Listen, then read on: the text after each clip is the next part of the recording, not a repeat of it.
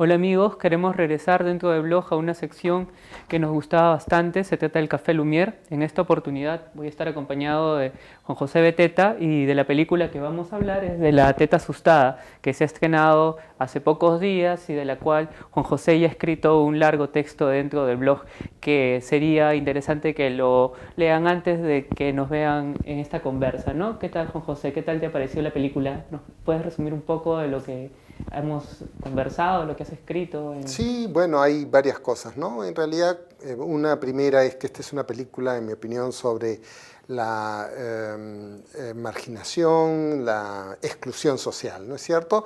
No solamente por la anécdota dolorosa, sino por los efectos que tiene en la protagonista. Entonces es algo como una memoria viva de cosas que ocurrieron en el pasado y que se mantienen en el presente y que constituyen un obstáculo para el desarrollo humano de la protagonista, Fausta, ¿no? En segundo lugar, hay una historia de empoderamiento, es decir, ella a través de vencer todos los temores, muchas veces interiorizados, pero algunos de ellos externos obviamente también, logra, digamos, cumplir su objetivo, digamos, ¿no? Que es liberarse de alguna forma de este trauma. Y lo tercero que me parece importante en el filme de Llosa es la presentación del mundo popular urbano en un tono optimista, positivo, luminoso, mostrando gente que es capaz de exorcizar sus temores, que es alegre, festiva y que muestra un elemento, digamos, multicultural. Hay un cuarto elemento en la película que ha sido señalado obviamente, que es el mundo señorial, ¿no es cierto? Que es esta casona que está metida dentro de la población y este personaje llamado Aída, ¿no es cierto? Con el cual ella, o sea, Fausta, hace un arreglo para que a cambio de las melodías que ella le canta, pueda recibir perlas o dinero para poder cumplir su meta dentro de la película.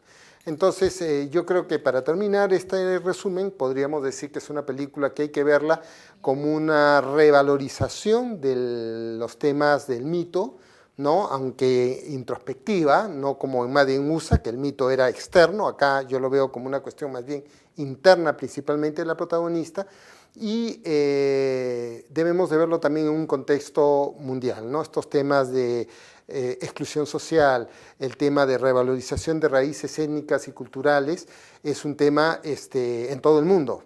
Y el éxito de la película es porque este problema está en París, está en Londres, está en Pakistán, está en la India, está en Bolivia, está en Ecuador y está también en nuestro país, sino que acá, por este justamente tema de la exclusión, simplemente aparece ignorado o, digamos, un poco minimizado. Sí, es interesante lo que hablas de la exclusión porque un poco lo que siento que propone la película en el fondo es de que son ellos mismos los que tienen que resolver el problema, que no se los va a resolver ningún otro ente, ninguna otra instancia. Es más, la instancia criolla que está representada por Aída dentro de la película, más bien lo que hace es una suerte de vampirismo cultural, ¿no? O sea, se aprovecha de estos cantos, en el caso de Fausta, para elaborar su propia creación y para hacer un triunfo dentro de su propio mundo social, ¿no? Que, nada, podríamos tomar muchos otros ejemplos que, no sé, está el grupo Bareto con esta revalorización de la música chicha o muchas de estas lecturas nuevas de la música antigua o cualquier otro caso, incluso la misma película toma elementos andinos para recrear dentro de un mundo ficticio otra forma cultural, lo cual es también completamente válido, pero habla de eso, de ese empoderamiento que tú estabas hablando de que está dentro de la capacidad solamente de ellos, ¿no? Ahora,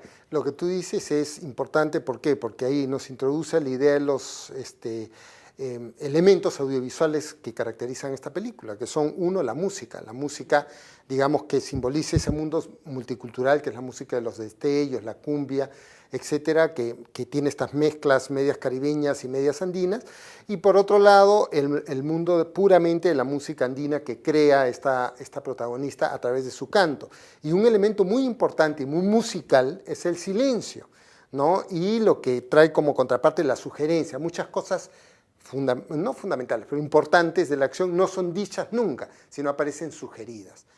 Y para eso el espacio privilegiado es el silencio, ¿no? Entonces, estos elementos como que descomputan al espectador, porque, claro, hay elementos muy claros, muy populares, imágenes poderosas, así que a uno los zarandean, ¿no?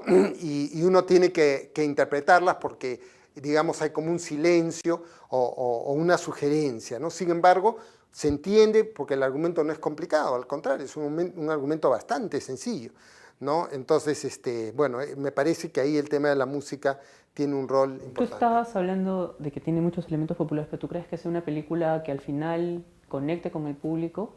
No, no es una película comercial, definitivamente, como tampoco lo fue Madin USA.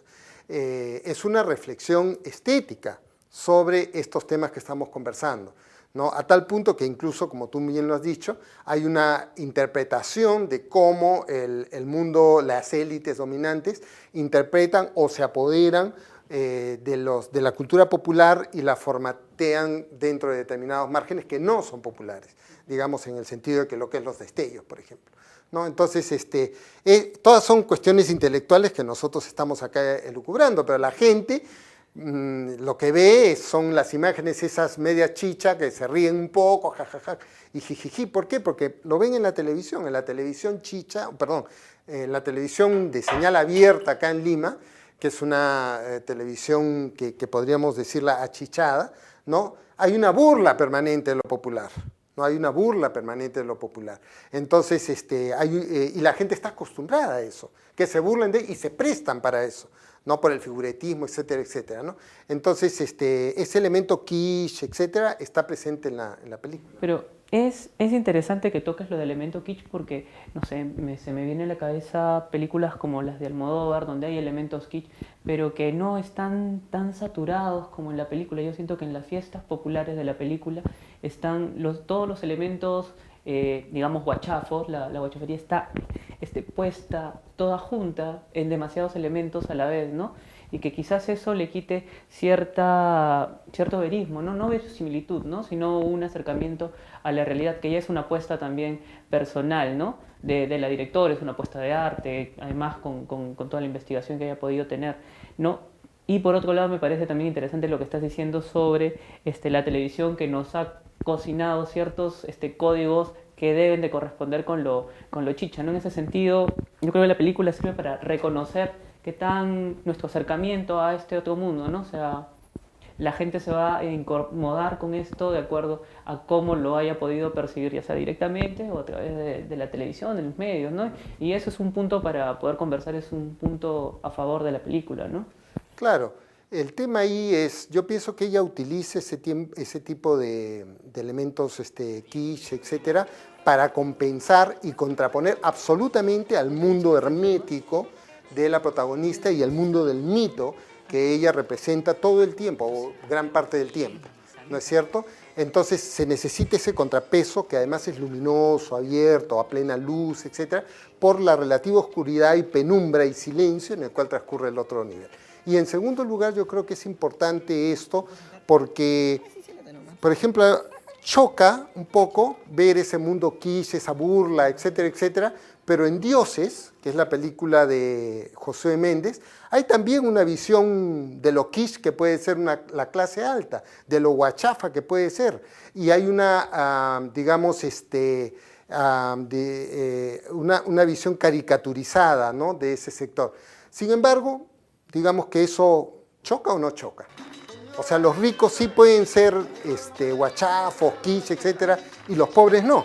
Los pobres no pueden ser guachafos, no pueden burlarse de sí mismos, etcétera. Yo pienso que más bien es de que cuando los ricos son guachafos no lo quieren reconocer o se callan para que no haya nada que se diga al respecto de eso, ¿no? El silencio es mejor que hablar en esos casos, ¿no? Supongo. En cambio, los que se están quejando, más bien, no son gente que está dentro del estrato que se está representando, son gente que ve ese estrato. Por eso es que digo, depende cómo nos reconozcamos o cómo nos hayamos acercado a esa realidad para comenzar a hablar, ¿no? O sea, no son ellos los que se están quejando directamente. Yo no he leído un blog que reconozca que sea de alguien que escriba desde Manchay, por ejemplo, y que diga, no, así no celebramos las fiestas.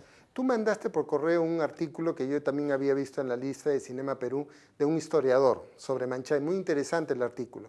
Y él al comienzo menciona que estuvo en la presentación de la película, ¿no? Y si mal no recuerdo, su actitud es que la gente pues le divertía, nada más, era lo único con lo cual, bueno, no lo dice así, pero lo sugiere, digamos que lo único con lo cual se identificaba, ¿no? Bueno, yo no quiero ser aventurado al hablar de esto, pero hay una cuestión que igual como hay un problema de lectura dentro de la sociedad en general, por una cuestión educativa, hay una incapacidad también de leer imágenes en niveles abstractos, ¿no? Entonces, el primer nivel es el nivel de reconocimiento, que es en el que funciona siempre cualquier imagen, ¿no? Y es el que primero uno apela, ¿no? Entonces en Manchay supongo que hacen eso y sería interesante más bien conversar con la propia gente de Manchay qué les ha parecido el sustrato que viene detrás, ¿no? Porque eso es lo que no se hablaba en ningún medio. Mucha gente ha hecho crónicas, ha ido, ha mostrado, pero yo no he visto no sé, un focus, una entrevista con la gente.